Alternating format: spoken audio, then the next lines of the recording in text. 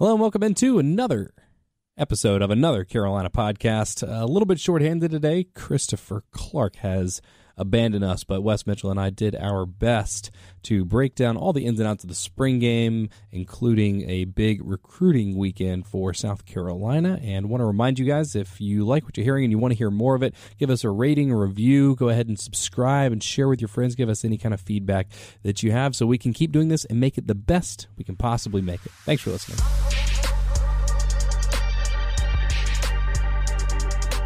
All right, hanging out in the studio now with me, Wes Mitchell, Chris Clark.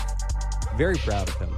Headed out west for the sole purpose of enjoying some NBA playoff action. He's headed to Denver anyways. I was wondering where you were going. Yeah, he said he might. He's going to Colorado. Yeah. So I'm just hoping that he catches game one of the Nuggets and the San Antonio Spurs on Saturday. Fingers crossed. Fingers crossed. I don't expect that to happen necessarily. And that's certainly not the only reason. Do you think he's a good skier? Just looking at him? I would say no, just looking at him, but also he plays a ton of sports. He plays soccer on Fridays. He plays like squash or handball or something on Wednesdays. Still don't know exactly what handball is. Oh, but handball's really cool. It's I've heard. Gosh, well, you know what? I can't even think of a good way to describe it. I had a German exchange student live with me my sophomore year in high school, and he was like a really good handball player. It's sort of like hockey, but you just like run around with a ball that's definitely bigger than a tennis ball, smaller than a volleyball. Like the size of a tangerine, maybe. Okay, I guess. That sounds cool. Apparently, former Gamecock pitcher Jay Brown is like a 5-star handball player. Really? Yes. Apparently, he throws seeds that people just get out of the way of. Oh, so we're just continuing with the fruit metaphor here. Yes. I went to high school with a guy named A.D. Briggs, shout out if you're listening for some reason, who went to Auburn, and I think picked up handball there. And then I'm pretty sure he played for like the USA handball team, which is a thing. I did not know that was a thing, but apparently he's also excellent at that. I'm Pearson Fowler. I'm the host of Lunch on 107.5 The Game. You can listen to my show 12 to 1 weekdays. I got Wes on with me on Mondays. Chris is normally with me on Thursdays. Today on the podcast, as I mentioned, just the two of us. Chris has taken some time off. We're going to get into the nitty-gritty of the spring game, which South Carolina had last Saturday. Talk a little bit about the recruiting. It was a big recruiting weekend for South Carolina in terms of the number of recruits and also the quality of recruits in town. So talk a little bit about that. But we're going to get started with some football. Wesley, you were at the spring game. What were your big picture takeaways? Yeah, I think big picture, maybe the biggest surprise was just the play of Jay Urich and the overall involvement of Jay Urich. That's where you're starting, Jay Urich? It was surprising. I think that was the biggest storyline of the game. Now, I think it's one of those things where, okay, was that like a spring game thing because they didn't really have a whole lot of depth at receiver? The freshmen haven't gotten on campus yet at that position, or Trey Smith's still, out. Or is that like something that's going to be a real part of, of the offense and secret everything? Weapon. Yeah, I think probably somewhere in between. I think it's going to be difficult. We often have this thing of wanting to just like, oh yeah, that guy should move to this position. And, we're guilty of saying, well, this guy's a great athlete. He should play receiver. He should play running back. And then, most of the guys already playing that position are pretty good athletes in their own right and have been playing that position for years of their life. So it's hard to just transition over and play receiver. But was it a cool story for Jay who, you listen to the guys in the postgame and, they say things like, and teammates are always going to say good things about their teammates when they're asked, but you get the genuine comments like, hey, this guy is one of the hardest workers in this building, one of the best guys in this building. They were genuinely happy for him. I think the question moving forward, and we talked about this leading up to the spring game, is that our Spring King segment, performance in the spring game doesn't always mean really anything when it comes to the season. But right. But 11 targets is a lot. Shi Smith only had 7. Yeah, so my only conclusion there is that Jay Urich is going to be the number 2 wide receiver behind. Who had the most targets? I think was it Keel Pollard maybe? Maybe. I think he had 12. Somebody had 12. I don't remember exactly. Yeah, it may have been him, but that should be our conclusion from this. Yeah, there you go. I think you still look Shi Smith and see Brian Edwards really didn't play. So Brian Edwards, Shi Smith. Once Trey Smith gets healthy, then I think you have the next level there of Randricus Davis, who's finally healthy, Josh Vann, in his second year. then I think maybe you start to talk about that next spot. Is a Chad Terrell sort of ready to step in? You still have Travis Dawkins, who, is a veteran guy, hasn't done a ton, but has just sort of been that veteran, steady receiver. And then you have the true freshman coming in this summer. So the receiver depth really probably isn't near as thin as it appeared to be on Saturday once you start adding all those other pieces back into the mix. So we'll see. Other storylines, Parker White, I thought that was great, how they handled that, and well-deserved. He did a really good job looking back last year as the kicker, so that was 11 cool. of 12 on field goals, 40 yards and in, and then was 2 of 4 maybe beyond that. So he was 13 of 16 for the season, so I think that math works out. And I think they made some better decisions about when to trot him out there. And then in turn, I think his confidence went up. And he had fixed, Muschamp talked about it. He had fixed some things mechanically to make him a more accurate kicker. But you added all those things together, and it led to a big year for him last year. And I thought that was cool how they did it and sort of made a little moment out of it. But I think after that, the question is, what did we truly learn that actually sort of is going to factor in next year? Where would you start there? If anything, not a whole lot. I liked seeing the defensive line rotation. It was just good to see those bodies out there. Like, I try not to take too much from the spring game. Mostly what I glean is what groups the coaches roll out there when. Situationally, and I think there's maybe a little bit more to learn from the skill position players, and I've had a couple people push back on that, but that maybe has more to do with not having as keen an eye watching the trenches as I do the skill positions. But just the basic eye test of looking at the defensive line and saying, that looks like a real defensive line. And then they're rolling out the twos, and I'm like, hey, that still kind of looks like a real defensive line, where at times last year, you were looking at the ones, and you're like, all right, so that's like a linebacker and like a defensive end playing defensive tackle, and like what, and no disrespect to those guys, because obviously the whole defensive unit was banged up. And so especially by the end, you know how the weather is this time of year. It's called prepping. I'm a beach Eskimo, Dad. Options. We have a comfort system. Yeah, it comes on. You remember last year, right? That's it. I'm calling Brian's Heating and Cooling. Here's that voice again. Locally owned Brian's Heating and Cooling. They take your comfort personally. Get CoolColumbia.com or 796-1788.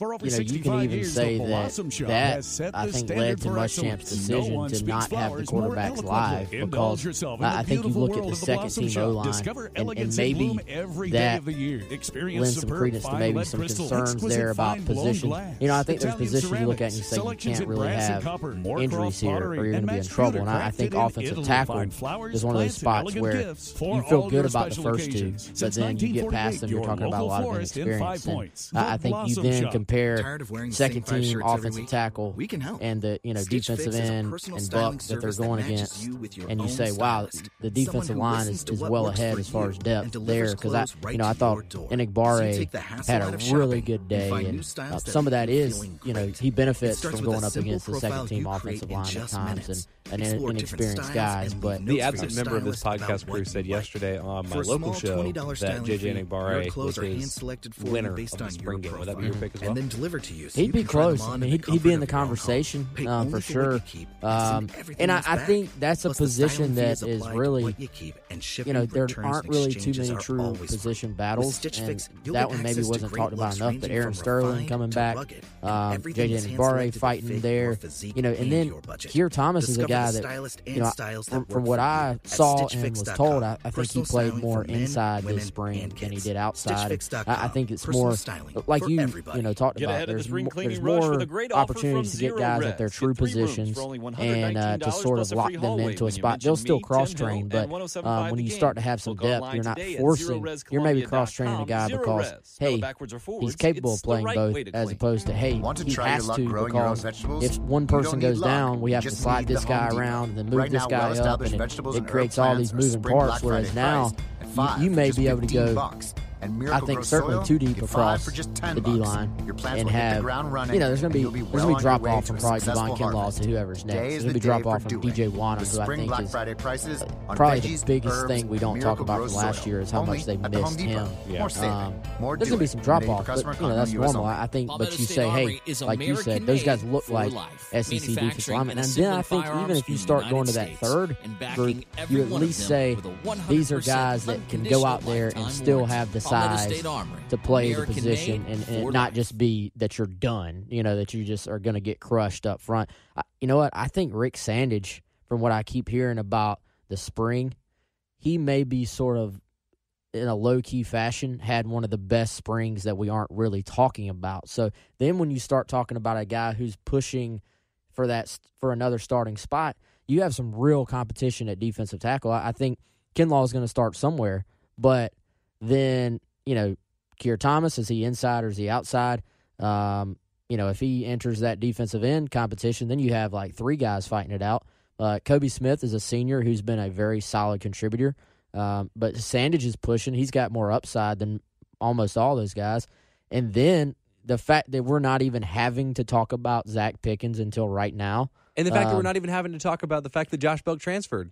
We're talking about a 5-star defensive tackle that on paper and in terms of the measurables was going to be actually one of the biggest, defensive tackle prospects Carolina's had since, I don't know, like Lade Ajiboye. I mean, that dude was just girth that you plug the middle of the line. He's no longer at the program, and we're not even talking about it. We're still talking about a defensive line that has a lot of depth, and it's one thing that the development of the young guys towards the end of last year, sort of by necessity, was low-key, very, very important for, I don't know, a very important part of the progression of this program. And it's sort of one of those things where it's like the adversity could end up being a good thing for Carolina, because as banged up as the defense was last year, you force some of the young guys, not only on the defensive line, but you force guys like R.J. Roderick to take a lot of important, meaningful snaps and meaningful games in the secondary. Those guys basically get ahead of schedule, and then you have all the other guys coming in and giving you that depth. I mean, I'm not going to say what happened last year, with on the injury front was a good thing for Carolina, but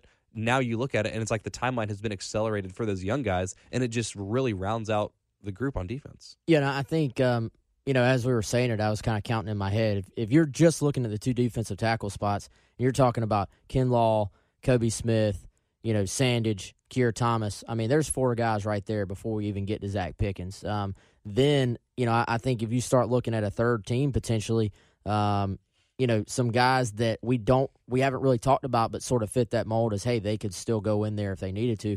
Jabari Ellis, you hear, that he's made progress. Devontae Davis is a JUCO kid that transferred in, but still actually he would have a redshirt year, which I think with the 4-game rule with the redshirts now, with JUCOs, I almost wonder if maybe that's the best case for JUCO guys, because it does sometimes take them that 1 year before they really sort of settle in. So I wonder if he may be a guy that maybe plays some but can still redshirt this year. Joseph Anderson's a guy that I asked y'all about who, by all accounts, people that I've talked to around the program, what we've heard from coaches, is a guy with so much upside. And when I talked to Langston Moore and Preston Thorne earlier this week when they were doing their Just a Chicken Little takeover on 107.5 The Game, I was asking them, who has sort of stood out to you throughout the course of spring, and they maybe get a few more inside looks than we do. I don't know that for sure, but I'm just guessing, and appreciate their insights as former defensive tackles. Both of them were like, "Yeah, this Joseph Anderson kid's going to be good." He's not even going to be in the top 6 this year. He's probably going to redshirt, or at least according to what you and Chris seem to think, and what we've seen in terms of how they're rolling those units out. Yeah, and I think he's a guy from what we've picked up is actually, and this doesn't. I don't want to say it never happens, but it's probably less common. He's actually been better as far as his pass rush ability than they expected, when they evaluated him. So that's been a nice surprise, and they liked him a lot. It's just that extra sort of pass rush juice. He's kind of a bigger kid when you look at him as a defensive end, but to have that explosiveness off the edge is big for him. And then, you go to the buck position, DJ Wanham, Brad Johnson, who they talked very highly about his progress this year. You still have Danny Fennell, who could go in there. And then we're not even talking about Rodriguez Fenton, who is another freshman who fits that mold, I think, of ideally, you redshirt him, pack some pounds on him, and then go from there. So yeah, I think that's probably the thing Muschamp sounds is genuinely excited about, is that he's finally got some depth. And as we'll get to later on with recruiting, if he can stack another class of guys that they're in on, and the list of high-quality linemen that they're probably in the top 1 or 2 with right now is probably at an all-time high. So that's how you build depth and build true depth, is to just stack those classes. So we'll see. And, here we are. We've probably been talking 10, 15 minutes, and we haven't even talked about the second-string quarterback. I'm so proud of us, because that's where the conversation naturally starts, because that's where the most intrigue is.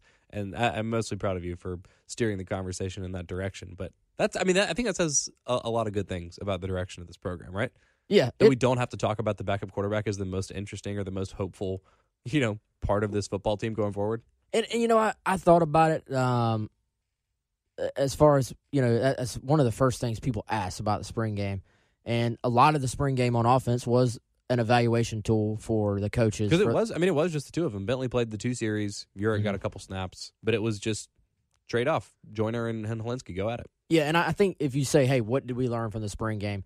Leading into the spring game, it was sort of they lumped Helinski, Joyner, Urick all together being in that battle.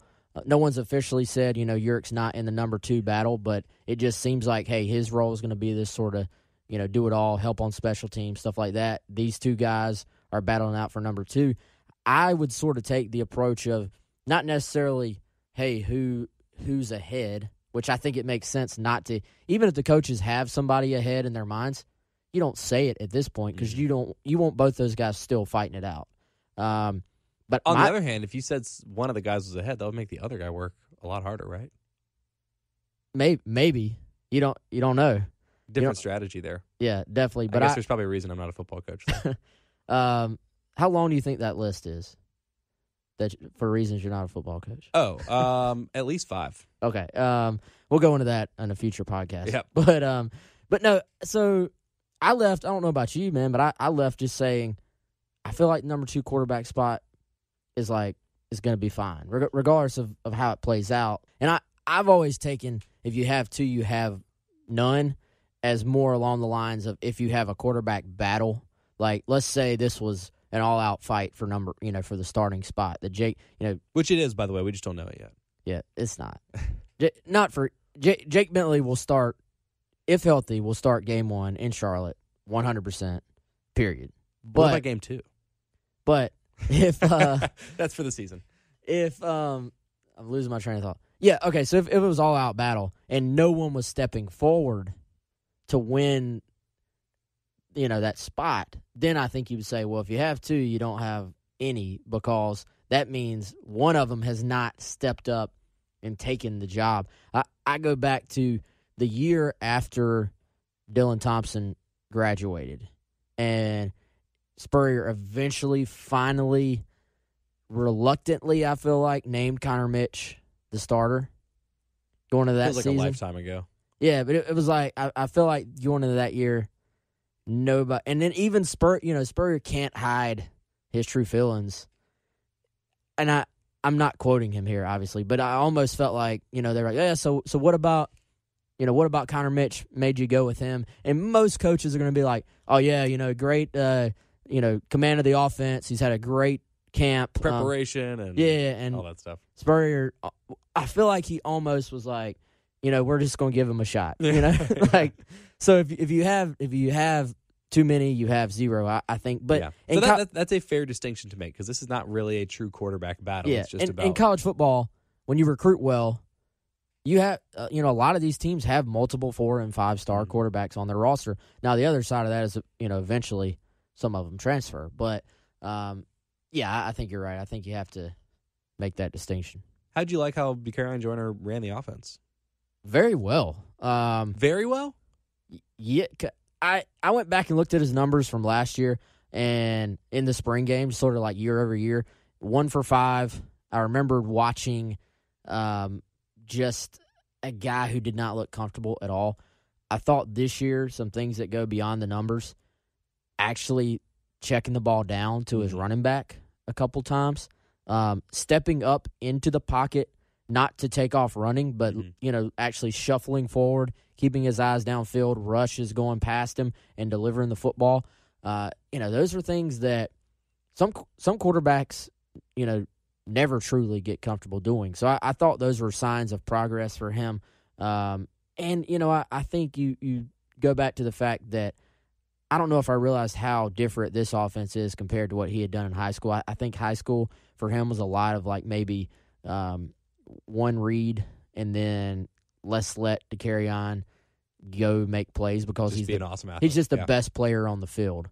And, I think when you make a guy go from not having to process so much information to processing so much information at once, then it slows down your reaction time and your confidence level. And I just think he's at a completely different level of confidence now. So I was actually very impressed with both quarterbacks. And I hear, internally both guys have impressed. And the thing with Helinski that I liked was just the quickness of his release. Like the ball comes out faster and with a tighter spiral most of the time than any Carolina quarterback I can remember. Yeah, like the ball is out. Like it's amazing. Out. I was talking about this earlier this week on my local show where, by and large, if I'm just watching a game, like just watching Michael Scarnecchia and Drew Lock last year in the Missouri game, for example, if you ask me which one of those guys had a quicker release, I wouldn't have immediately been able to tell you. I would have watched and I would have said, okay, like that's kind of fast. Okay, like that's a little bit faster. I see it. But with Helinski, it is so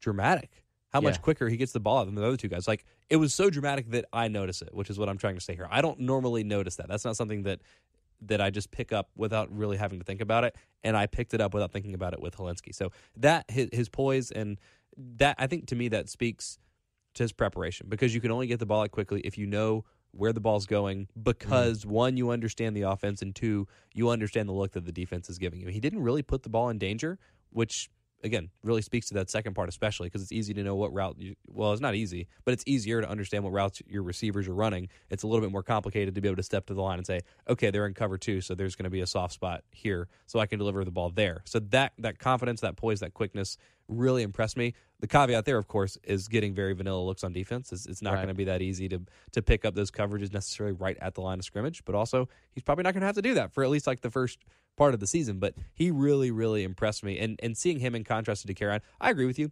Obviously, both guys, I think, ran the offense reasonably well. DeCarrion, one other thing about Joyner that impressed me is once he did get outside of the pocket, which I agree, he did a better job staying in it or trying to stay in it. And even once he got outside of the pocket, I think he did a good job of keeping his eyes downfield for at least, that extra second before he took off, and did deliver, at least try to deliver a couple passes downfield in those situations, which I think is a really important part of his game, because you look at guys that are built like him, similarly athletic quarterbacks, guys like Russell Wilson. He has success not because he runs it, for 50 yards once a game, but because he gets outside of the pocket, he can extend the play, and then he can make the throw downfield. So that was one thing. But still, just like, I don't know.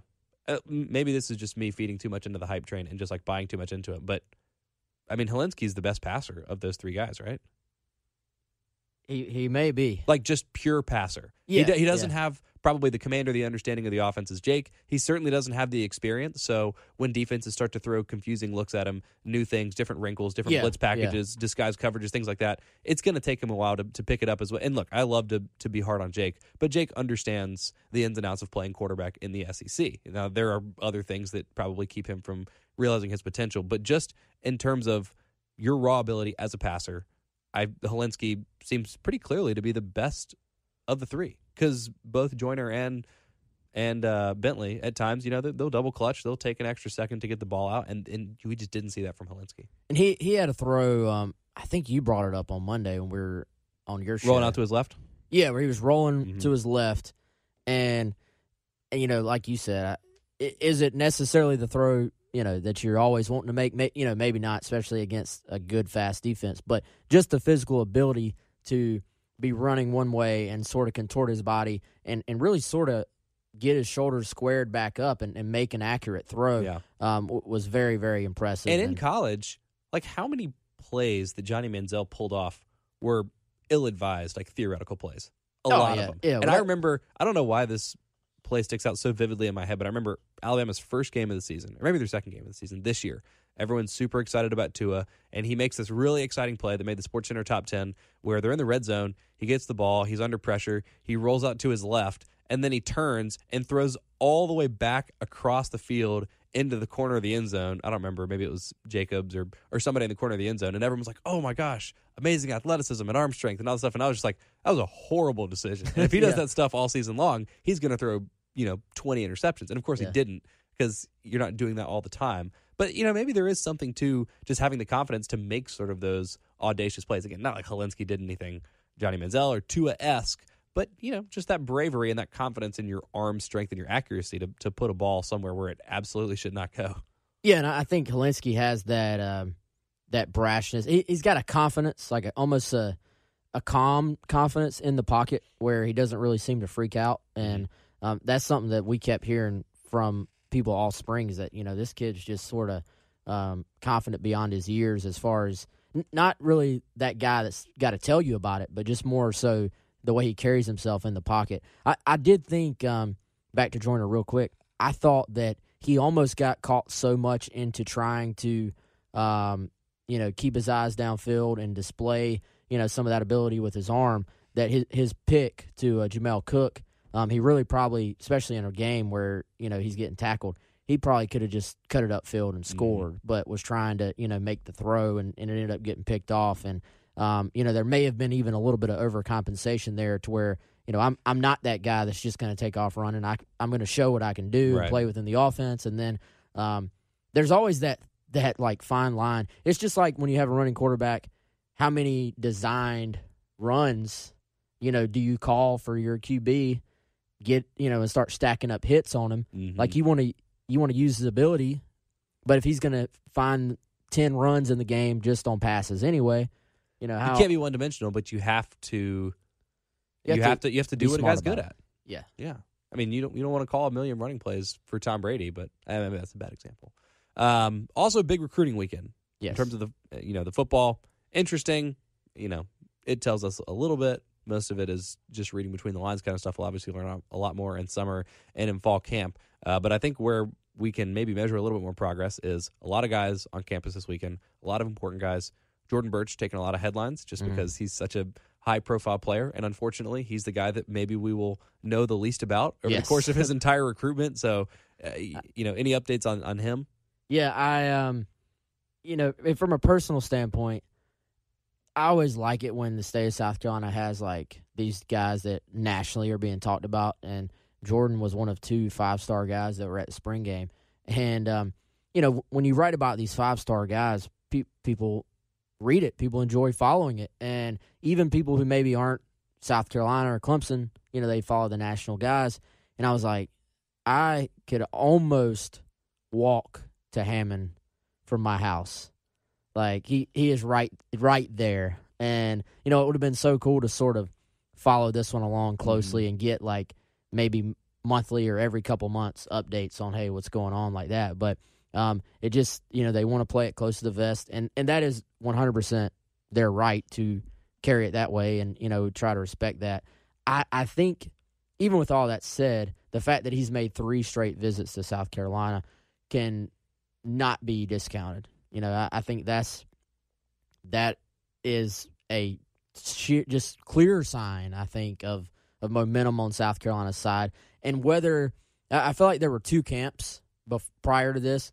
One camp was just in this belief that this guy's going to Clemson. Like, the idea sort of started floating around in, like, the collective internet, Gamecock fan base mind, I feel like. And his camp isn't one to give any information, whether to dispel rumors or to start rumors or anything, so it just flourished. Yeah, it took a mind of its own almost. And then there was the other side that was like, you know what, he may very well end up at Clemson, but he's nowhere close to, to making a decision. This thing could take multiple turns. The one thing everybody sort of seemed to agree on was that this is probably South Carolina and Clemson, like in-state battle. And now I think both camps you see are like, well, even the ones that were like, hey, he's definitely going to Clemson are like 3 straight weekends in, at South Carolina. The fact that Clemson's spring game was going on the same day and he rolled over there instead. I feel as good about where South Carolina is now than I have at any point in the process with Jordan Birch. Now, what that actually means, I don't know. If you said, hey, you have to give a prediction, where's Jordan Birch going? and I just had to, roll the dice. I think right now I would say South Carolina. Really? I think so. The 3 weekends in a row. That's a big deal. If you just even though he lives here and it's very easy. Yes, it's very easy for him to go down to the university. It's like 10 minutes away. But there's nothing forcing him to go over there. That's true. More important than the 3 weekends in a row for me is just that he picked Carolina's spring game. That's significant because Clemson's spring game was huge. Yeah, and he knew it was going to be. And we talked about this before. If he had gone to Clemson's spring game, I'm not really sure that would have told us. I don't know if that would have said as much because you're like, oh, he's been at South Carolina twice. Yeah, he's been at South Carolina twice. Now he's going to go check out Clemson. Generally, guys go to the schools that they're considering and sort of compare them and stuff like that. The fact that he was like, no, I'm just, I'm going to roll over here. I think that speaks volumes. So I think just gut feeling, I would give Carolina the edge. Fully, being honest that nobody really knows. Right. Yeah, which is frustrating, but also like kind of the fun part of the process. It is. It's going to be just like the wait and see. It's going to be intriguing, regardless. There was another 5-star on campus as well, and I'm actually going to sort of send people to Gamecock Central's front page because it's a great front page. I'm there a lot. Adam Friedman, who is one of our rivals, regional guys, actually caught up with Marshawn Lloyd. That's the 5-star running back that was on campus. He was at his school this morning, it looks like, as we record this on Friday morning. So Lloyd finally sort of gave some feedback, on the visit, and it sounds like it went very, very well. The driving force here, and this for those who I guess haven't really paid attention to it, he's a kid out of DeMatha, Maryland, and someone that just sort of has come onto the stage here for South Carolina recently. He visited a couple months ago, and that was really out of nowhere, but really likes Thomas Brown. That's the driving force here, is that he loves Thomas Brown. And immediately we see the dividends of hiring. Yes. And, and the fact that he, again, following the visits, the fact that he came back, it was a multi-day trip this time, was on campus, a couple of days in a row, I think speaks volumes about that situation. And, the other takeaway from the interview with Adam was that, I think South Carolina is firmly in this, but I also think that he's a kid that doesn't really seem anywhere close to actually making a decision. So it's kind of one of those things where you're in the game, and that's probably as good as you can be right now. It's just in the conversation. You got to, at this point, maybe you get him back on campus this summer. That's probably the next step to this thing. The teams we've heard the most would be South Carolina, who, they feel they're in it. Georgia, he really likes, the whole running back U thing, the fact that they've done. Well, hey, Carolina's got a great Georgia running back, so, learn from a great Georgia running back rather than actually go to Georgia. True. Maryland has one of his former coaches on staff, so that's something there. And then, I think Clemson's involved as well. And there's a bunch of other schools too, but those are the ones that we've sort of heard the most about when it comes to Marshawn Lloyd. Any other notably positive or notably negative? Like, was anybody super discouraged there were only like 10,000 people there, or were people just like, oh, I love this place, this is great because it was a nice day? Yeah, no negatives. And you don't hear a lot of negatives. You almost never hear negatives for a visit. The kids have fun regardless of where they go. Yeah, they get pampered. I've seen the inside of the Long Football Operations facility, and you can't go there and not enjoy it. So I think it's crazy. I know we've talked about it before, but I'll say this again: if you're like Gamecock Club member and you have not had a chance to go actually tour it, I know they do like club tours and stuff. Go check it out. Like, just go. You want to see where your money's going? It's going over there. Incredible. Check that place out. Let's see. I would say real quick, Michael Wyman, the 4-star receiver, has been on campus many, many times. Probably by the next time we talk to y'all on here, he will have announced his commitment. He's committing on April the 16th at 4:30 p.m. We'll have coverage of that on Gamecock Central. He was on campus. That went well. Daquan Stewart, fellow North Carolina receiver that has already committed to South Carolina, he was on campus, and that, even though he's committed, I think that visit was well-timed because his recruitment started to take off. Other schools are jumping in, West Virginia, Penn State, North Carolina talking to him a lot now. They're going to get him on campus for their spring game. It was just good for South Carolina to get him in. He had an outstanding time. We talked to him at Rivals Camp on Sunday, and he said he said he's going to take some visits, but really the only way he would not sign with South Carolina would just be in the event that something happened with the staff. It's more of a backup plan type thing. Javion Cohen, offensive line commitment. I thought the interesting thing about him is he's actually sort of teamed up with Luke Doty as far as recruiting other guys to join him. He had a great weekend, and is just sort of really believes in the program to the extent that he's trying to get other guys to join him. And I saw someone on Twitter the other day. I don't know like how much stock I necessarily put in this, and I don't remember who it was, but somebody was saying that 2020 class, the Doty's class, is like one of the best, if not the best, in the history of South Carolina high school football. Is that hype train or is that real? Sorry, Will, because I think that was from Will Helms. Oh, maybe. Sorry, Will, but I can't go near really? that far. Okay. I can't go that far. But a great class. It is a really good class. And I thought, I was talking to Luke Doty, who is easily in my top 5 as far as favorite interviews as prospects go ever. And I've probably talked to him more than anybody ever because he makes it so easy to just, to get on the phone. Him and Helinski both, it's been nice. They've never turned down an interview request, which is nice from our perspective.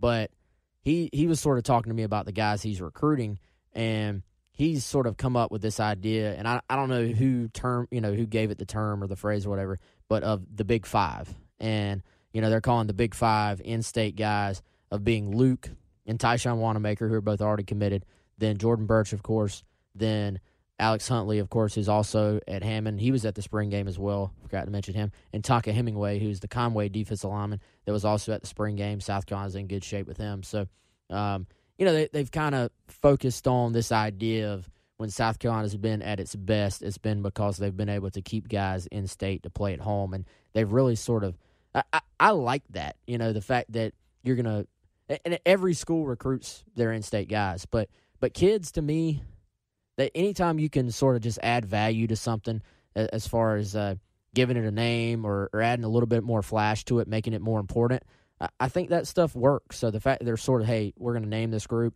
say it's the Big Five, let's all go play together, every little bit helps. That's pretty hype.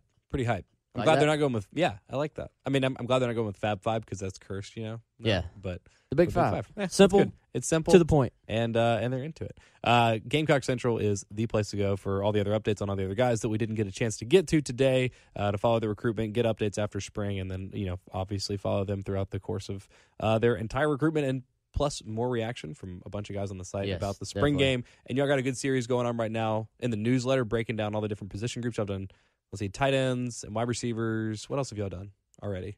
I don't know. A bunch of position group breakdowns. There's a bunch more coming. There'll be more next week. We did a recruiting recap for today's newsletter. By the way, the newsletter is completely free, so sign up for that. Dude, even if you're not a subscriber to the site, you don't have to be. So sign up for that. You get every single morning when you wake up, you should have some Gamecock-related stuff just waiting. And if you don't, it's because you wake up too early and go back to sleep. Yes. Why do you do that to yourself? Yeah, exactly. I want to thank you all again for listening. And as always, remember to rate, review, subscribe, share with your friends, sign up for the newsletter on Gamecock Central. And we'll be back with you next week as a full trifecta, hopefully. Is Chris going to be back next week? He better be. He better be. He'll be back. And if you want to subscribe to Gamecock Central, GC Pod is the code that will get you 30 days free. That's an exclusive podcast code we don't give out anywhere else. So that's you have to be listening right now to cool. have that. So that's pretty cool. Do it. We'll be back next week.